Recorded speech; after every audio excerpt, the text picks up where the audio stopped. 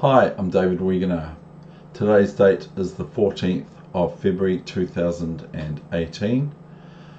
This is the third of its type for my hand where I have video and that sort of thing on board my computer instead of being videoed to the screen from my video camera. So here we go. This is the game that was played on 22nd of August 1995. It's round 4 and it's on board 4 of the South Island Chess Championships.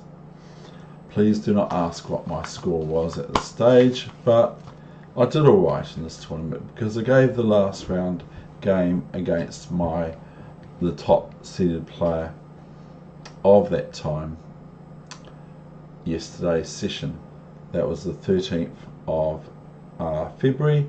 So here we go with this game. I am playing none other than the Stalwart and very popular player from New Zealand of Canterbury Chess, the Stalwart of Canterbury Chess Club, who has now departed this earth. So I give you this game today in honour of him, but also who with what result was this game.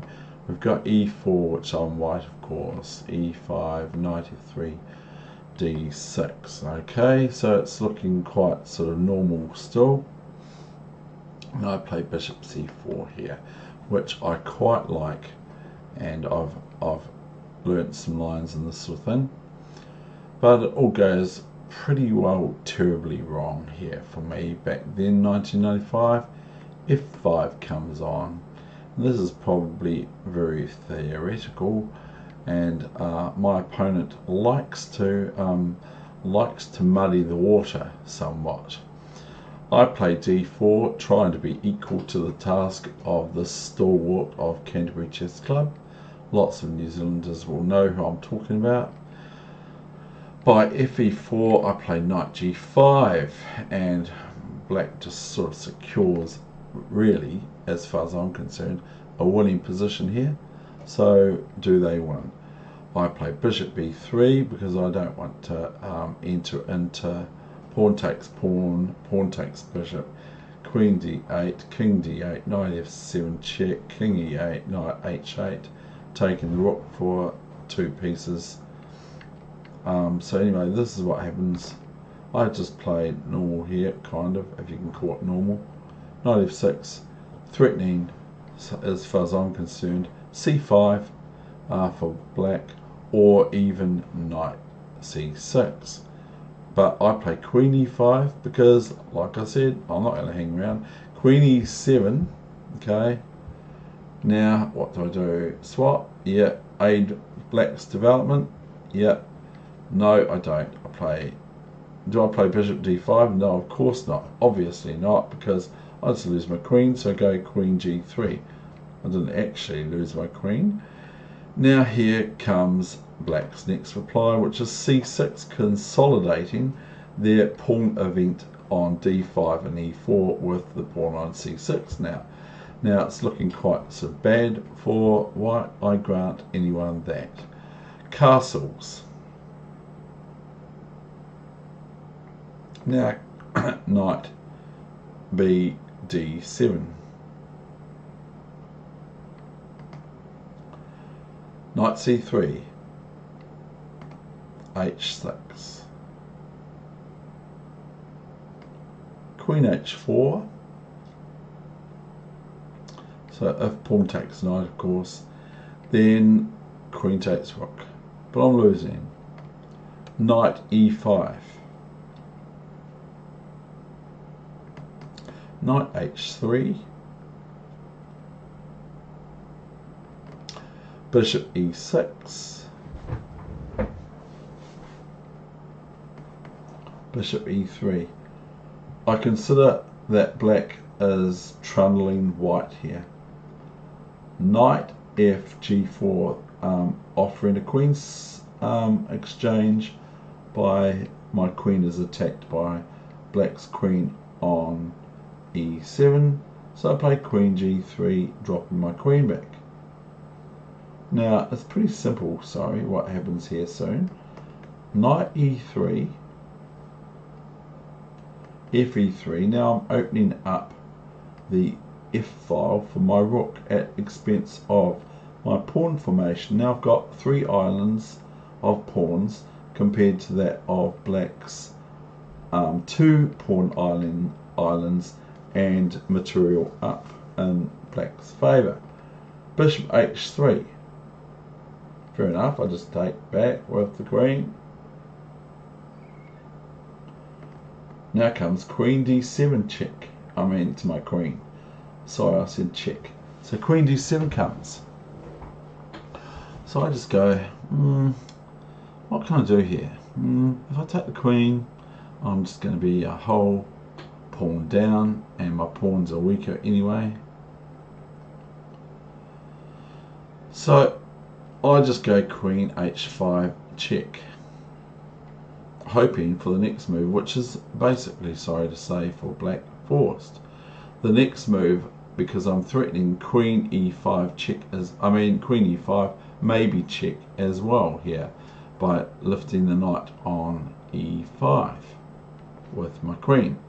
So my opponent rightfully plays knight f7. Now what move did I play now?